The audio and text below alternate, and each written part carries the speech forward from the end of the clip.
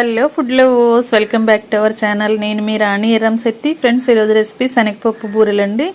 ప్రతి పండక్కి మనం శనగపప్పు బూరెలను చేస్తూనే ఉంటాం కదా. ఆ ప్రాసెస్ అంతా చాలా ఎక్కువగా అనిపిస్తుంది.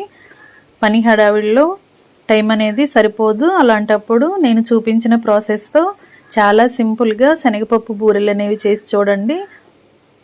చాలా టేస్టీగా ఉంటాయి. ప్రాసెస్ అంతా సింపుల్గా ఉంటుంది. బూరెలకు టేస్ట్ అనేది చాలా బాగుంటుంది. ఎక్కువగా కూడా ఈ ప్రాసెస్తో మీరు బూరెలను ఎప్పుడు కావాలి అంటే అప్పుడు చేసుకుని తినాలి అనుకుంటారు. అంత సింపుల్గా ఉంటుంది. ఆ ప్రాసెస్ అంతా ఛానల్కి వెళ్ళి చూడండి, క్లియర్గా ఉంటుంది. అలాగే రిలేటెడ్ వీడియోలో కూడా రెసిపీకి సంబంధించిన లింక్ అనేది ఉంటుంది. ఓపెన్ చేసి చూడండి. ఈ ప్రాసెస్ మీ అందరికీ బాగా నచ్చుతుంది.